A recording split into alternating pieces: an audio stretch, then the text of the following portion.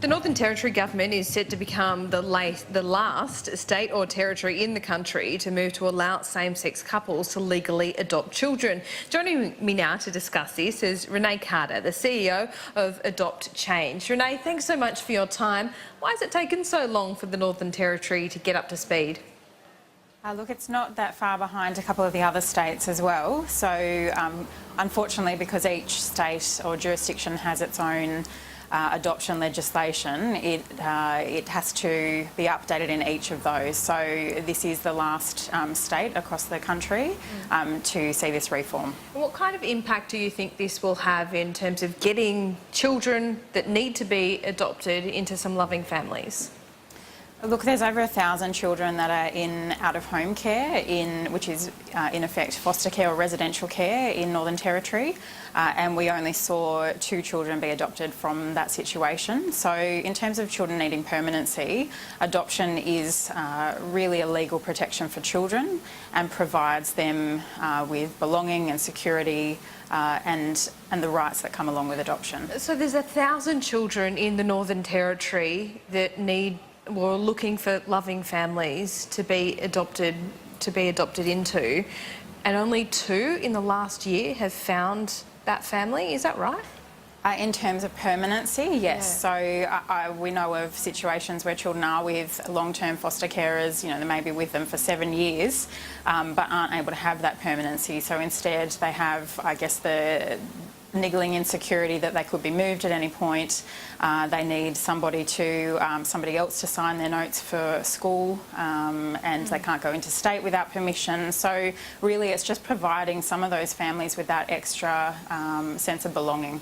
Yeah, look, I know there's a lot of politicians in Canberra, including Zed Seselja, who's working on changing adoption laws and making sure that these children do get a loving family to grow up in.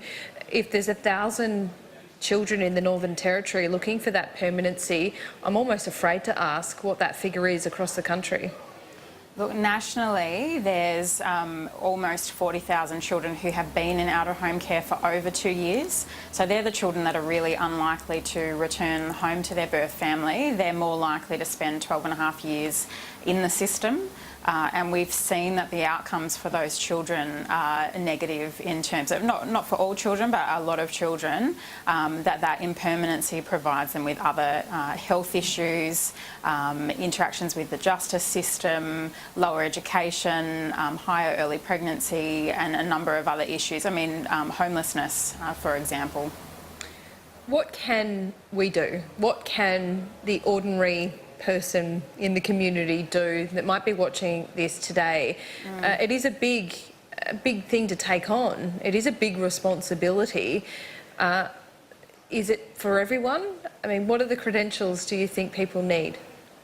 Sure. Look, I think that if somebody feels that they have a heart and a home to open for children, that's very important. We need foster carers across Australia, and we need people to also advocate that if a child is going to be in care long term, that they actually deserve the right to live with a permanent, safe and loving family.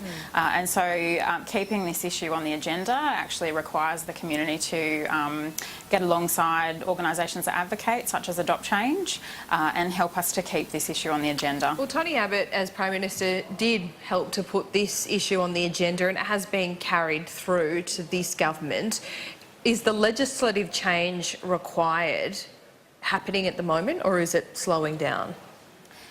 Look, the changes have been happening at legislation level. We actually need to see it flow through to practice as well. So we need to make sure that we equip case managers and agencies with what they need to be able to put through adoptions, and to make sure that families step up are available. But I'd say that largely it's around practice and making sure that we make it accessible and we don't put barriers in place and it's a hugely complex process and it takes many years, so we really need to look at reducing that red tape.